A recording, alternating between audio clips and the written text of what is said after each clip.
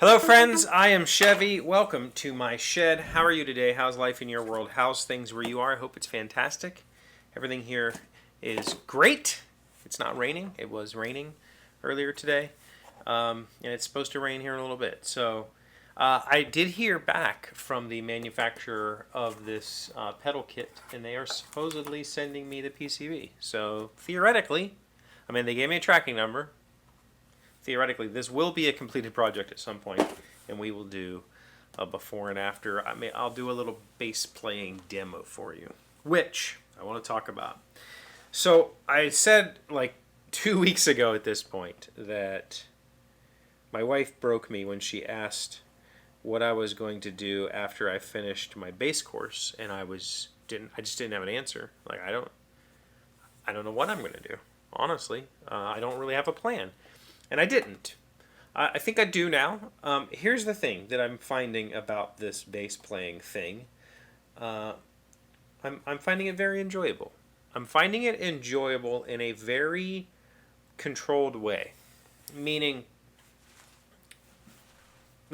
as we've talked before, when I find something that I want to do, I tend to go all in until I give up on it. And that means that it's the only thing I want to do from the time I wake up to the time I go to sleep. I don't feel that way about the bass. I feel very happy when I'm playing it, and I enjoy picking it up multiple times throughout the day and fiddling with it. I've been struggling with getting my eighth notes to sound consistent or to be consistently on time on all four strings. So for the last few days, or in the evening, I've been putting a metronome on and just walking around the living room plucking eighth notes. Did it for half an hour last night and the night before last. Day before that was 15 minutes. Just practicing. I enjoy it. I enjoy the challenge. I enjoy, yesterday's lesson was... No, it wasn't yesterday. Yesterday's lesson was very easy. The lesson before yesterday was like maybe My Girl or something like that. It was one of those weird bass lines that had changes, meaning chord changes. The way the instructor does it is you basically get like 3 or 4 bars on the screen at a time, and there was these weird changes that were happening, and he was kind of teaching us. Anyway, this is getting in the weeds, but these weird chord changes were happening off screen, and I had to kind of figure it out in the middle of it, and it was really, and then it just clicked, and it was like, oh, this is a really fun and easy bass line to play. But it's actually very complex. When I look at my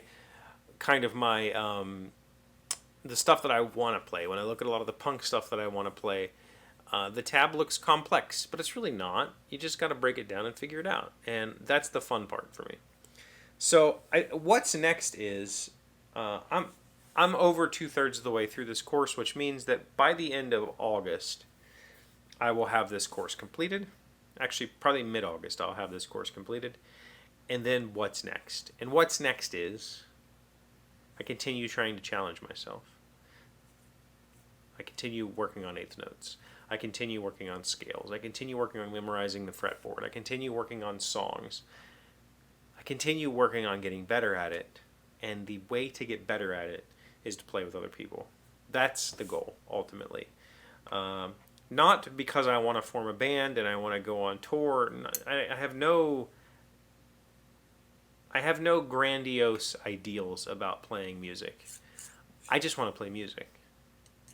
It could be in my living room. It could be in this garage. It could be, somebody else's house. It could be to a crowd. That's fine. But I don't care. I just want to play music.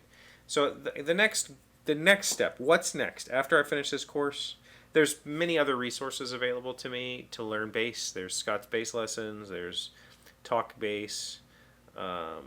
Books. There's courses. I could buy courses, and I could, I'm going to pick sight reading as a skill, and I'm going to work on that or whatever. And I will do those things. But I think the real what's next is finding somebody else to play with. And as a 45-year-old man who has been playing bass all of 2 months, that's not and lives in a very not population dense area. There's not a lot of musicians here. It's not easy to just, look on Facebook and go, well, here's bands that are looking for bassists. I'll go try out with them. That isn't a thing. There are nobody. I have looked. There is nobody currently looking for bassists that are publishing online. So the way to find them is to find them. And I don't know yet how I'm going to go about that. I don't know any musicians other than my wife and my daughter. I don't know anybody. There is one high school friend that I see publish guitar playing, he was at a guitar event recently, or he's selling some stuff. He's selling some guitars, and there's good pictures. So there is a guy that I haven't spoken to in decades that I could probably reach out to and go, hey, do you know anybody who would like to jam with me, whatever? Because I think that's the real thing. I think that part of the reason that I like this course is because I feel the pressure to do it. And if I'm playing with other people and we're like, let's work on this song, I suddenly have the pressure to do it. I have the pressure to serve. I like to serve. And so having that, being the servant in that position, I think that's what's next. Is finding somebody to play with, finding some people to play with would be even better. Having a little group that gets together and plays music. And again, if the goal is to play, shows, great, fine, I'll be there. But if the goal is to just chill in the garage and play music, that's perfectly acceptable as well. I have no real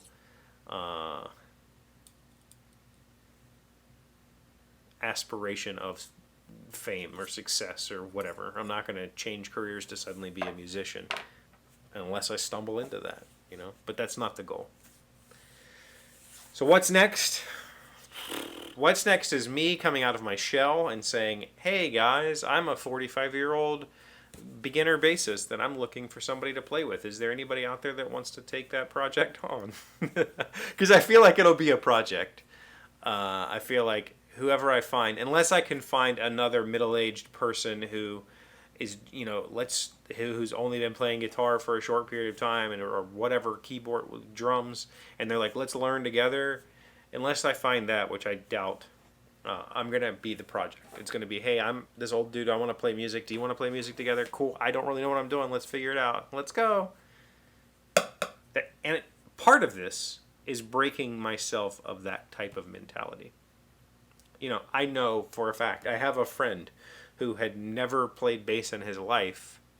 His friend started a band, needed a bassist. He picked up the bass, started playing with him immediately, and within weeks they were doing, bar gigs. So there are people who can do that. And in fact, like every teenager ever starts a band, just not too long after they've learned their instrument. Not that I've learned this instrument at this point, but I've gotten, I could play songs. Okay, that's what's next. What's next for you and whatever your pursuit is?